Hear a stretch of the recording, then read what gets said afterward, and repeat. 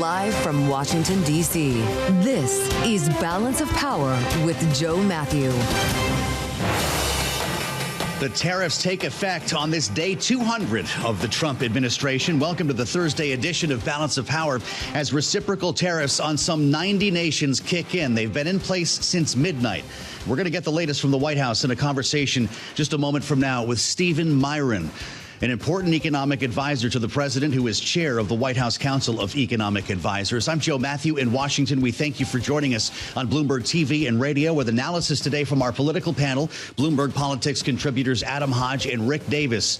And we start, as always, with a look at Wall Street, a Bloomberg Business Flash with Amy Morris here in Washington. Amy, how's the Thursday trade?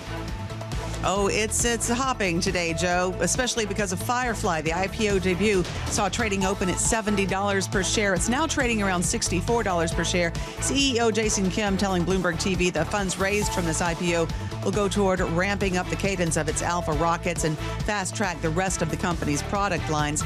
A rally in stocks, though, did sputter near some all-time highs. We check the markets all day long here at Bloomberg. The S&P 500 down 0.2%. NASDAQ up 0.25%. The Dow is down 0.7%. The 10-year Treasury yield at 4.23%. The 2-year yield at 3.73%. Intel shares down 3% after President Trump called for the chipmaker's CEO to resign, posting on Truth Social that, quote, "The CEO of Intel is highly conflicted and must resign immediately." Now, Republican Senator Tom Cotton asked the CEO, Lip-Bu-Tan, to answer questions about ties to China, including investments in that country's semiconductor companies. AT&T is working with its advisors to sell its Mexico unit.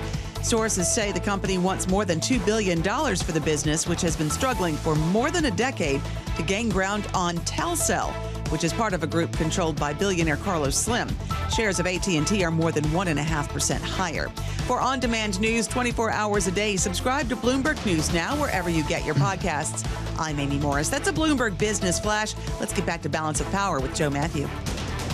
All right, Amy, great to have you. We'll be back with Amy Morris for more on Wall Street, the Thursday trade, a little bit later on this hour as we consider what we do know, and that is tariffs are in place. There's been so much uncertainty about the president's tariff regime, and Wall Street has reflected that at times when you think about the swoon that followed the president's so-called Liberation Day.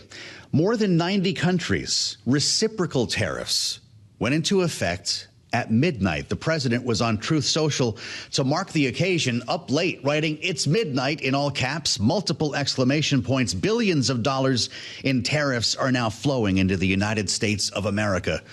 Exclamation point. We're going to talk with just a moment from now with Stephen Miran, the chair of the White House Council of Economic Advisors, about the impact of these tariffs, what might change. We still have an extension with Mexico. We still have a deal looming with China. And we've also got the prospect of secondary sanctions against buyers of Russian oil that would take effect tomorrow. One quick note I want to mention, just crossed the terminal. If you're a ChatGPT user, version 5 is out today. It's just going up this hour. A more powerful GPT-5 model for coding and writing, and it's coming out both paid and free versions to users today. So you'll be probably hearing a lot about ChatGPT-5 at the cocktail parties later on. With tariffs in mind, with the search for a new Fed chair in mind, it's always a pleasure to bring in Laura Davison, Bloomberg's deputy Washington bureau chief, as we wait to hear from Stephen Miran at the White House. Laura, it's great to see you. 200 days. Is it just me, or did the second 100 go by faster than the first? It was quite speedy. Yeah. And much of that was dogged by all of these negotiations and tariff deals, That's right. 90 deals in 90 days. We didn't quite get that, but there are tariffs now in effect that he originally previewed back in April. Well, so we should probably detail some of this, because you're right. That was the line from Peter Navarro, 90 deals in 90 days. And we do have tariffs on some 90 countries. But as the president said a couple of weeks ago, a letter is the same as a deal. In many cases, these were simply imposed on nations without there being any agreement. Yes, though the president has left the door open that there still could be negotiations. You know, Mexico, for example, has sort of deftly navigated that. Sure. China, as well, is continuing to negotiate tariffs. The Swiss and this whole deal didn't turn out very well. They came to Washington at the last minute this week to try to negotiate down that 39% whopping tariff that Trump had placed on them, and were unable to do so. But I don't think this is the end of tariff talks. 50 on Brazil, for political reasons. The president is concerned about 50 on India as well. Half of that for India has to do with a specific tariff on Russian oil. But this White House is still hoping for a deal with India, is it not? They really are. And you see both sort of the Russia piece of this. Trump is potentially having the summit with Putin, as soon as next week. And so you kind of see all of these different geopolitical things. It's sort of a domino effect. If they're able to get a deal with Russia, that might ease some of the India tensions with the Russian oil. So there's a lot of different things that they could still try to navigate. The Indian trade delegation has been one of the most dogged. They've been here for weeks on end, really thought they were going to get a deal. And I think they still are holding out hope that they can. Pushing back more than a lot of countries. And we remember that Prime Minister Modi was the first visit to this White House. It seemed like this pivot to India was finally happening. But I guess you're telling us that we should still allow some time. What seems to be sort of the difference here is that Trump has determined that China is too big to bully, but that India is not. And they're trying to figure out, do they take the nice guy approach or do they stand firm? That will remain to be seen over the next several weeks about what kind of deal they get. So a lot of headlines flying, and boy, all you have to do is look at Truth Social. We could pick our stories here. It's been pretty busy today, Laura, but I want to ask you about the Fed chair with Christopher Waller emerging as a front runner. How quickly did this happen? What do we know?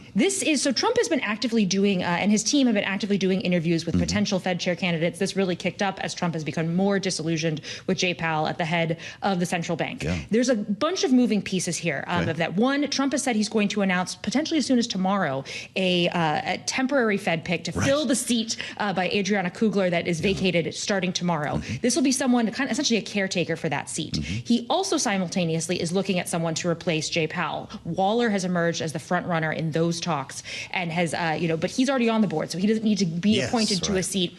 Plus, there's a third opening coming up, potentially as soon as May next year. If Powell steps off the board, then there'll be a 2-year seat to fill. So there's a lot of different pieces that they're looking for of, filling some of these empty Fed seats that are coming up, as well as finding someone, whether it's someone adding to those seats or someone already on the board like Waller, to be the next chair. It's a curious approach because I can't figure out the benefit of doing the fill-in other than buying more time. And maybe it's just as simple as that. We're trying to figure out who you want here. But I thought it was the battle of the Kevins. This was Kevin Hassett.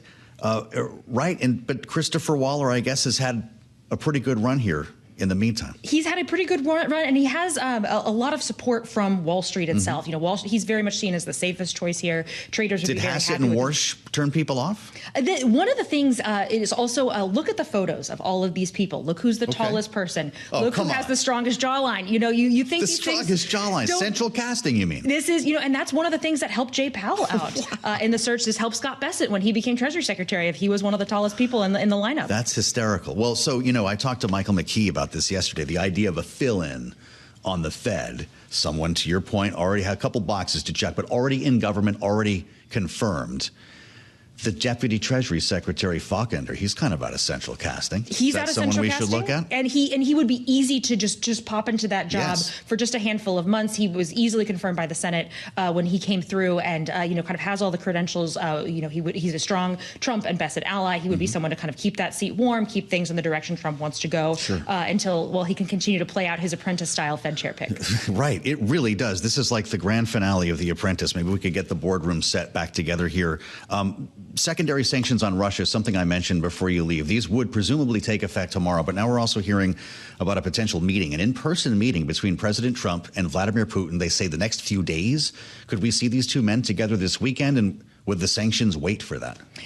Trump has said that those sanctions are going to go into effect regardless of this meeting planning as it comes. Wow. They've said it could happen as soon as next week. They still don't have a location. They also, U.S. has said that they're only going to do this if Zelenskiy is also there. So there's a lot of moving pieces. This may be a Trump sort of win the next 2 weeks and the next couple of days that slides much further than the actual timeline. Fair enough. You think that once they're talking and they're finalizing details, to use the terminology of the Kremlin, that there might be some reprieve here, but we'll obviously have to wait to find out until tomorrow. We don't have a location in mind, right? There's no venue that's been established yet? Not yet. The Mideast has been thrown out as sort of an option out there, but nothing has been nailed down. Fascinating. Whether it's Saudi Arabia, UAE, this is going to be quite a moment, Laura, and I'm sure Bloomberg will be on the ground for it. It's great to have you, as always. Helping us set the table here on the Thursday edition of Balance of Power, Laura Davison, our Deputy Bureau Chief in Washington, D.C., who I'm sure is heading straight back to the terminal because 6 more stories have broken. It's that kind of day. Well, day 200 to be more exact. And we Want to bring you straight to the White House on this 200th day of the second Trump term for a conversation that dovetails off everything we just discussed with Laura. Stephen Miran has the president's ear when it comes to the economy. He is chair of the White House Council of Economic Advisors and with us now from the North Lawn on what is, by the way, it's got to be, Stephen, the most beautiful day of the year so far in Washington. Mr. Chairman, welcome back to Bloomberg TV and radio. It's good to see you. Day 200 and the tariffs take effect. I guess we'll start there. Is this it? Are we here? This is the tariff regime? Realizing you've got an extension with Mexico, you're working on a deal with China. These are the numbers that we've been waiting for. Yes? Will they stay in place the way they are? First of all, thank you for having me. It's great to be back. Look, I think that the restructuring of the global trading system that the president has undertaken and successfully executed has been nothing short of historic. We've got trade deals encompassing material tariff rates bringing in large amounts of revenue with almost no retaliation from countries that now entail about 55 to 60% of global GDP. And that's going to bring in trillions of dollars of revenue over a decade. It creates very strong incentives for making stuff in the United States. And the investment commitments that the president has secured are going to do wonders for getting firms to invest in America. So if it's going to bring in trillions, then I guess these are the numbers that we'll assume will be in place until further notice. But I'm curious, I saw the president's Truth Social last night. He says it's midnight, we're here. Do we have a sense of how much money the Treasury has inherited in the last 13 hours or so?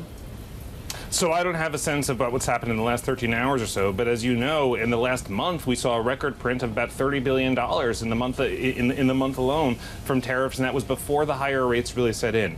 The CBO did a study when the One Big Beautiful Bill was under consideration in Congress, finding that the total effect of the tariffs would be about $3 trillion over the course of a decade.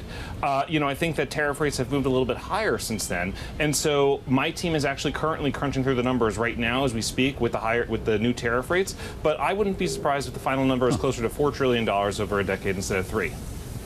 Fantastic. Is that something that you'll be able to make public soon? When will we see that research? Oh yes, I hope so. It's in process right now. I've got several of my staff working on it at the moment. I love that. Getting a little peek behind the curtain here. To the extent that we're curious about the economic impact of tariffs, Mr. Chairman, there has been a grand debate, and your administration is on one side of it, about whether tariffs are inflationary. Now that we actually have the numbers, there's also been reference from yourself and from the likes of Treasury Secretary Scott Bessent about a one-time change in prices as opposed to an inflationary trend. When will we know the impact of that one-time change? Thanks. So, look, you're right. There's been a lot of conversation about this subject, and I think that a few things are worth mentioning. One, we ran this experiment in 2018, 2019. We saw zero macroeconomically significant evidence of tariff-driven inflation then. Two, we've been running higher tariffs in this administration since the very first day, since January 20th. We've now got several months of data, and again, there's just zero macroeconomically significant evidence of price pressures from tariffs. Three, the overall policy mix is extremely disinflationary. When you think about deregulation, when you think about incentives for increased capital stock, increased labor supply from no taxes on overtime, things like that, that's very disinflationary. The border policies are very disinflationary as well. And I think that people are underestimating the amount of service-driven disinflation that's in the pipeline. And I think when you look at the housing market holistically, you get a sense of that as well. So overall, we don't expect significant inflation from the tariffs. And Secretary Bessent is right. If there were to materialize some inflation from tariffs, it would be a one-time price level shift, not an enduring trend, in the same way that a VAT tax would cause that. And there have been many countries throughout the world that have VAT taxes that change those VAT taxes, and when they move them up or they move them down, you get a price level shift. You don't get a new inflation regime that lasts years. Yeah. Well, then it becomes a question of, who's actually paying for this beyond the specific importer who's standing on the dock here. We're going to talk later with Stu Leonard Jr., the force behind Stu Leonard's, the chain of grocery stores up in New York and Connecticut in the Northeast. It's a really interesting conversation because he said that prices for him are, in fact, costs are rising. And the more important thing he said was he can't afford to absorb it. He's got to pass it along to his customers. What do you say to the CEO, specifically of a small business who's experiencing this phenomenon? What I would say is that adjustments are difficult, and adjustments don't happen overnight.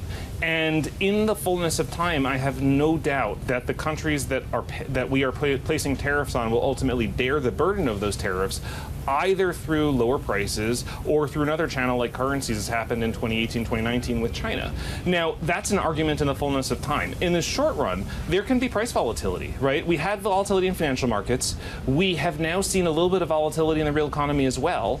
And it wouldn't be surprising to me or to anybody else if we saw volatility in prices as in consumer prices as well. However, I think that's merely a short-run adjustment phenomenon. The incentives to make a profit, the bedrock principles of a capitalistic economy will mean that folks like Stu Leonard and others will find ways to provide products to consumers for cheaper, because that's what consumers want. And they'll find ways to adjust their supply chains, to adjust whom they're buying from, to take advantage of different tariff rates in different countries, and find ways to get others to absorb those costs, because they have an incentive to do so. They're going to have a lot of work to do. I want to ask you about the tariffs on chips and semiconductors.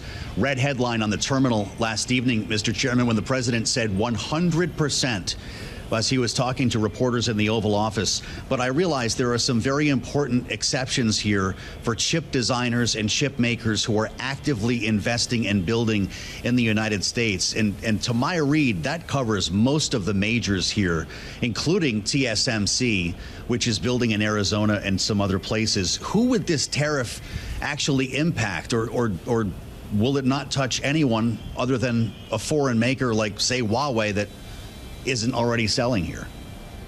Yeah, so not to get ahead of Secretary Lutnick and the other folks who are going to be designing this program, but I would be surprised if there weren't some guardrails around those criteria to make sure that companies were doing the types of investments that warranted that type of exemption that you just mentioned, right?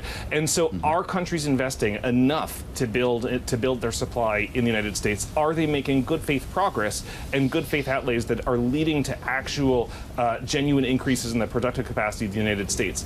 It's not enough to say, oh, I'll build a factory and, you know, stick a pickaxe in the ground and then just leave it there for 10 years collecting a tariff exemption. Sure. There's going to be checks to make sure that good faith efforts are made to actually expand production in the United States. And if that's happening, then that's exactly the outcome we want, right? Like, what we want is to increase domestic production of critical components like semiconductors. Just a minute left here, Chairman. I have to just quickly ask you about the search for a new Federal Reserve chair. Bloomberg is reporting today that Governor Waller, Christopher Waller, is emerging as a top candidate. The president's advisors have been very impressed with his approach to monetary policy. Are you one of those advisors making that recommendation? Look, I think that Governor Waller has really built up a really impressive track record in the last few years at the Fed, with his predictions about inflation, with his predictions about where Fed policy needed to move to respond to that inflation. And I think he's done himself, a big credit recently as well, not succumbing to the tariff derangement syndrome that many others throughout the country, but particularly at the Fed, seem to have succumbed to. And he's done a really good job having an independent voice, which I think ultimately is proven correct, that there isn't really much of an inflationary threat from tariffs that anyone should really be concerned about, least of all the Fed. Yeah. It sounds like you're in his corner. That sounds like a yes, Mr. Chairman. It's great to have you with us. Stephen Miran from the North Lawn of the White House. We thank you for the insights, as always. Tariff derangement syndrome. Did he just come up with that? We'll assemble our political panel next. Adam Hodge and Rick Davis are on the way in, only here on Bloomberg. It's day 200 for Donald Trump. Remember, everyone had a special plan for day 100? I don't think it has quite the same impact, but it does coincide with some pretty important news, including, as we were just discussing with Stephen Miran, really interesting conversation there with the chairman of the Council of Economic Advisors. It coincides with the implementation of reciprocal tariffs.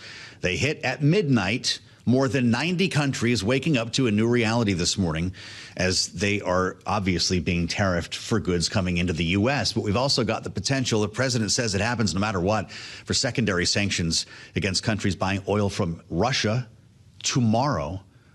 all along with talk of an in-person meeting between President Trump and Vladimir Putin. This is a pretty interesting inflection point for this administration, and we have a great panel to walk through some of it. Bloomberg Politics contributors Rick Davis and Adam Hodge are here. Rick is our Republican strategist and partner at Stonecourt Capital, and of course, Adam, our Democratic strategist, Bully Pulpit International. Great to have both of you with us here.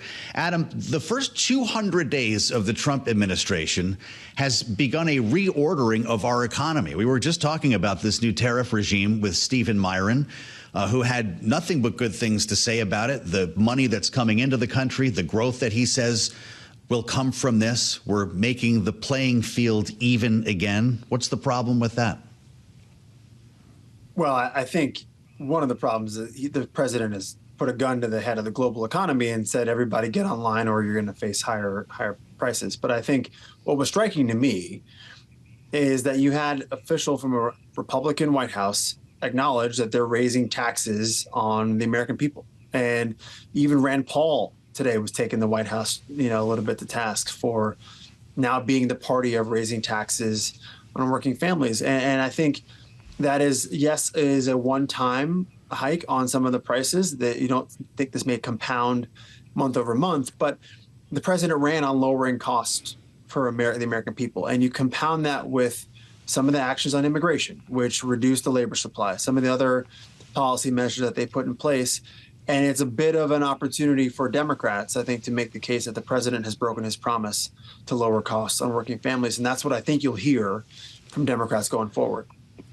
Yeah. How are you thinking about this today, Rick? Because the president would tell you need a little bit of pain for a long-term gain. This is years in the making. I need a minute. I need some space to reset the playing field. Most every major economist tells us it's going to send prices higher. Yeah, look, I think they've leaned in on this notion that change is going to have an effect, sometimes good, sometimes negative. And you also hear at the same time, hey, we've just raised billions, hundreds of billions of dollars of new revenue, not targeted to be used for anything in particular right now. We don't know what that revenue is going to go to, but potentially trillions over 10 years, offsetting some of the debate about the massive deficits that they're running up with the big, beautiful bill. So, yeah, I think it's a pretty practical conversation about whether or not we can survive economically in a tariff regime that would actually help expand the U.S. wealth.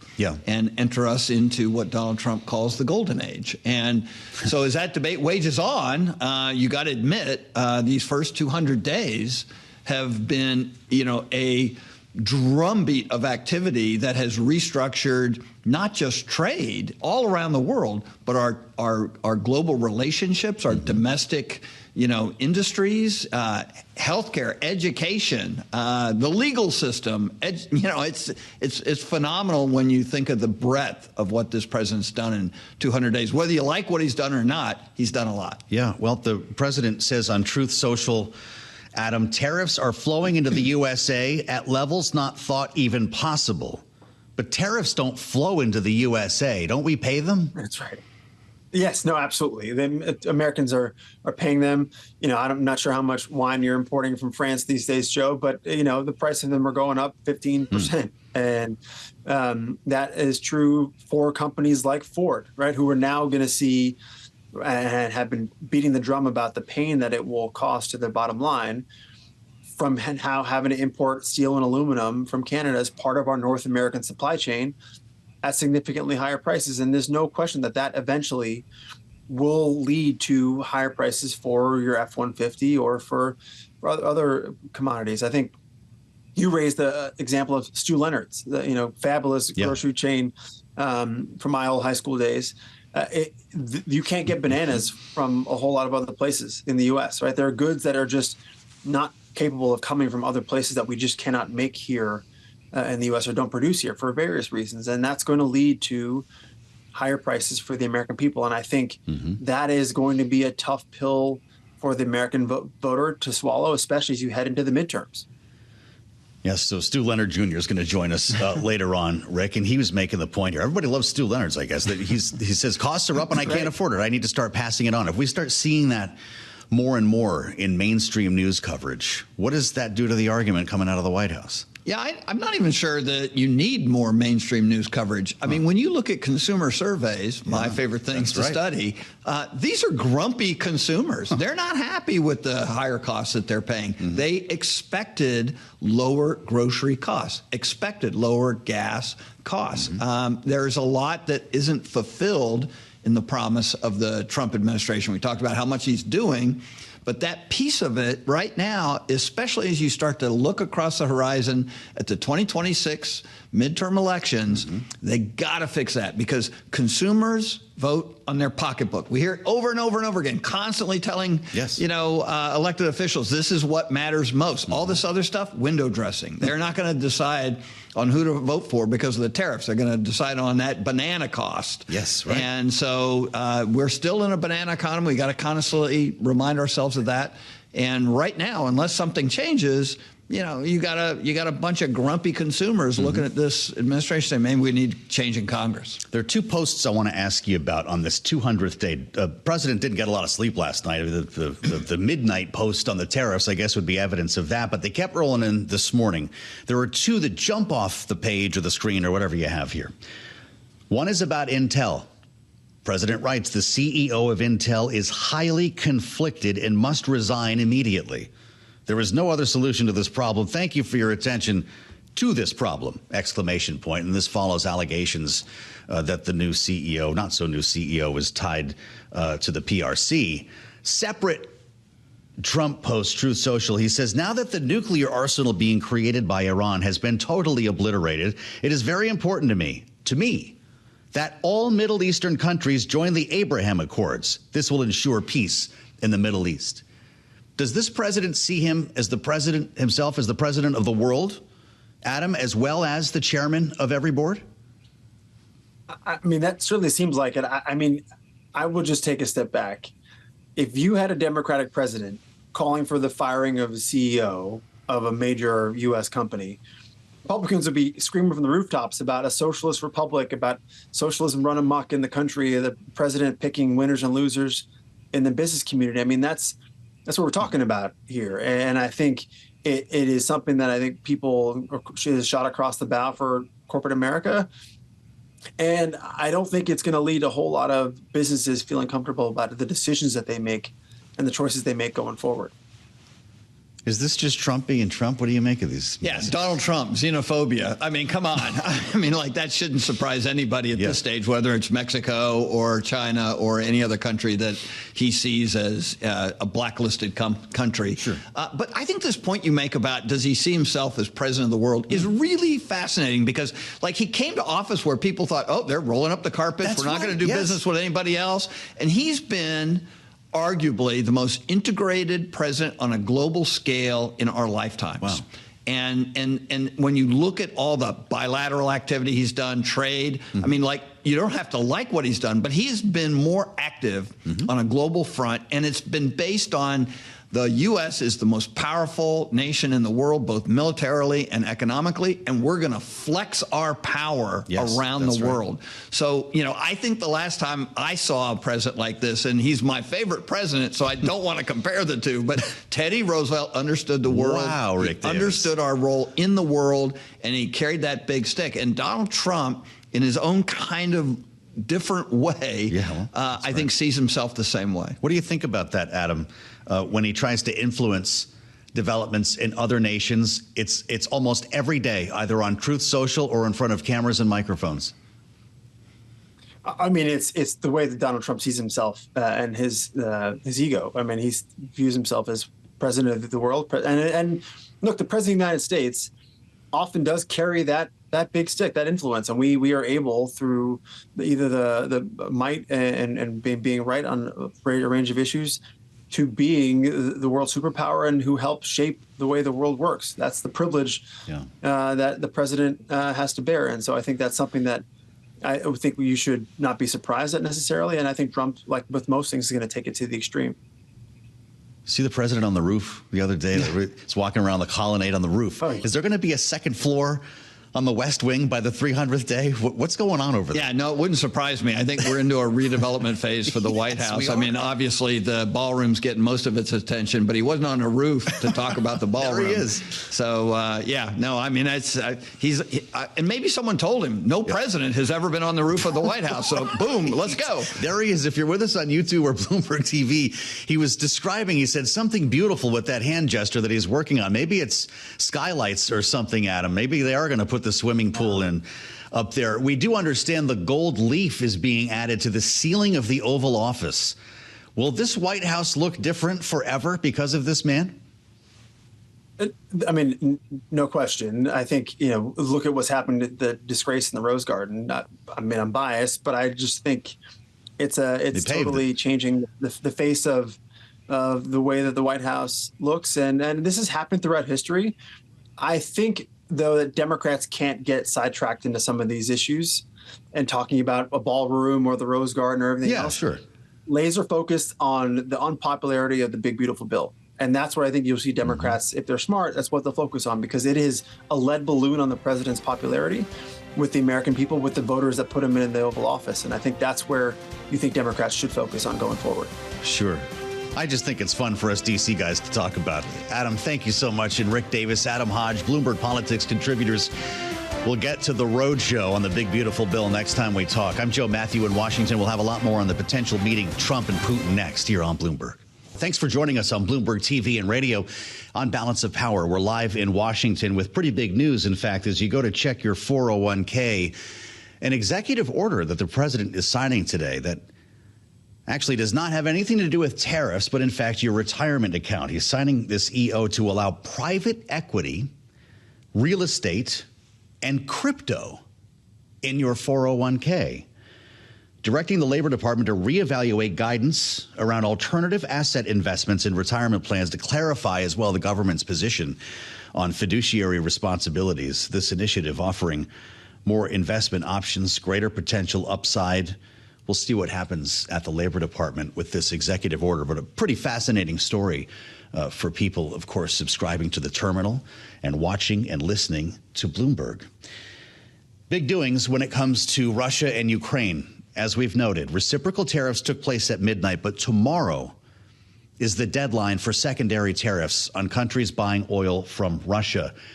And as that deadline looms, the president says it's going into effect one way or the other. As we hear some progress on a potential meeting, assuming that would qualify as progress, between President Trump and Vladimir Putin. The Kremlin speaking to this today, suggesting that final details are being ironed out in a meeting that could take place within a few days, was the language. The president talked about this with reporters last evening when he was asked if he planned to sit down with Putin in person. Here's what he said. We had some very good talks with President Putin today.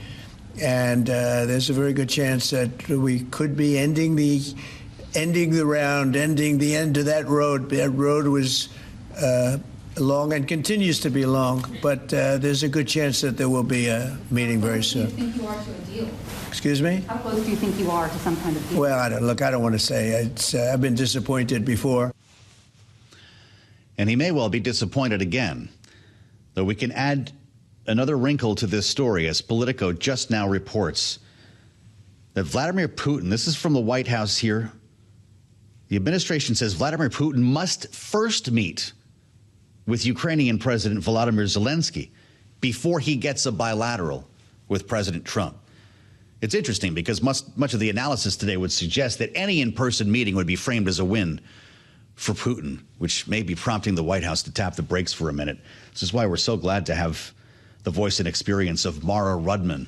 Mara is professor at the University of Virginia's Miller Center, a former U.S. diplomat who we talked to a lot about geopolitics, and it's great to have you back. Mara, what do you make of this new wrinkle? You need to sit down with Zelensky first, even as he bombs civilians in Ukraine? Thanks, Joe, and good to be back with you. I suspect that this latest reporting is that the White House is reacting to the very obvious news out there that you have also reported, that progress in terms of a meeting between Trump and Putin is progress for Putin. Not at all clear what the United States gets out of it without any further commitments from Russia. There's a reason that there has not been direct meetings between U.S. leaders and Putin for some years now. And so I think that the White House probably, unclear whether President Trump himself recognizes that he may have been once again taken by Putin with the I would say premature announcements yesterday of a one-on-one meeting. Well, understood. And I had a feeling that would be your point of view here, Mara. Does this then put a Putin-Trump meeting on the rocks? Maybe it doesn't happen at all now. I think it raises big questions about it because, to be clear, when President Trump had put out last night that he was meeting with Putin, he seemed likely to be meeting with Putin, and that a meeting between Putin, Zelensky, and Trump would follow. And that appears to be also what President Trump had briefed European leaders and President Zelensky on. And the Kremlin came right back and said there was no such three-way meeting yet on the books or in contemplation. What they were talking about was the meeting between Trump and Putin. There's a bigger problem here, though, Joe, which I think goes to the lack of process, the lack of planning inside the White House that leads you into these kinds of scenarios, which really hurts U.S. positioning in the world and U.S. security. Well, let's say this all goes perfectly, and there's a meeting with Vladimir Putin, Donald Trump, Volodymyr Zelensky. There's a beer summit in Kyiv. There's nobody else from Europe at the table. Mara, how do our allies feel about that?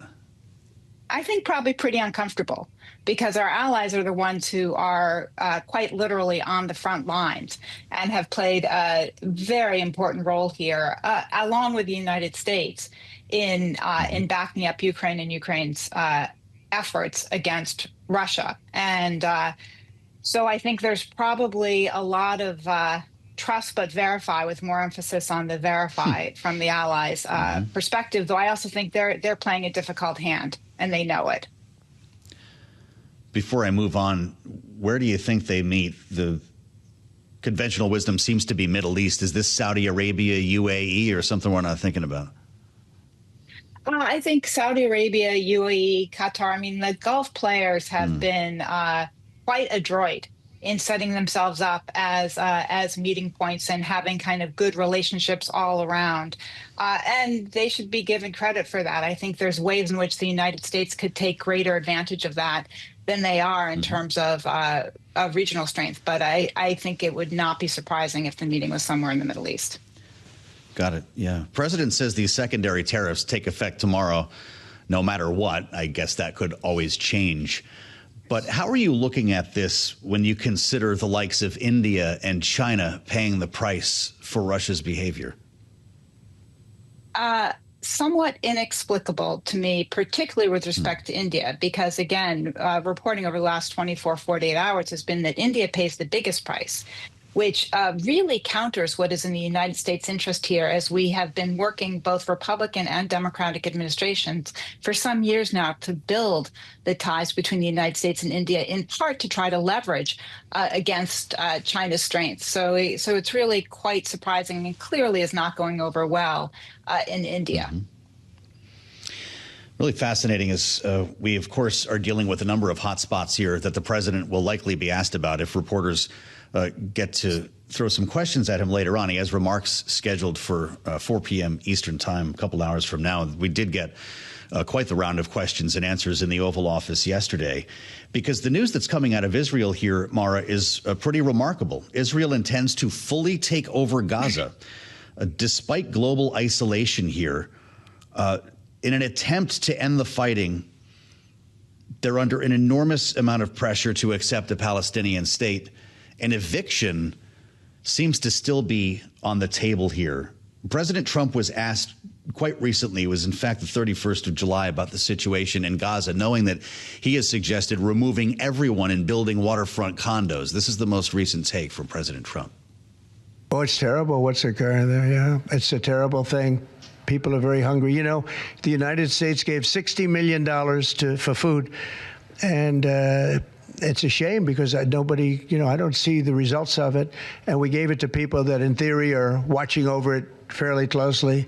We wanted Israel to watch over it. Part of the problem is Hamas is taking the money and they're taking the food.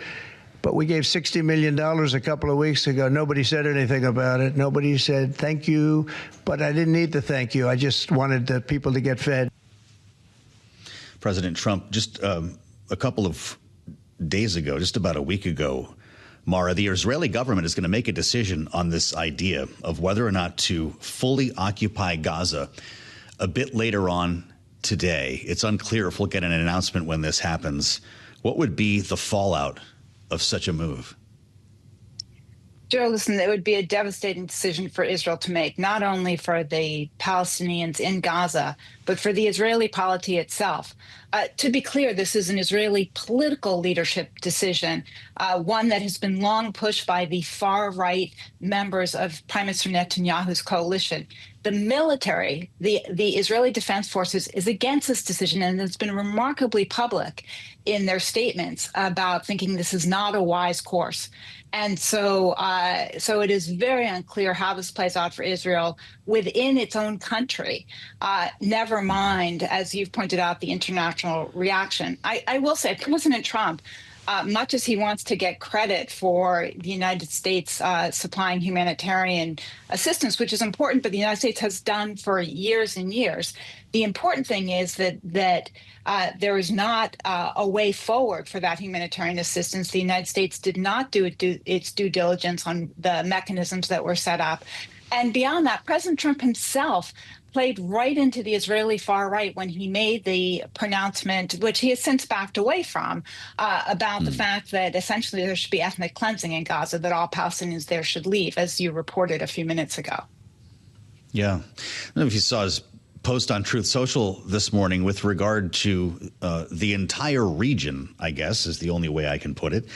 The president writes, now that the nuclear arsenal being created by Iran has been totally obliterated. You can see the post on Bloomberg TV. It is very important to me, he says, that all Middle Eastern countries join the Abraham Accords. This will ensure peace in the Middle East. Thank you for your attention to this matter.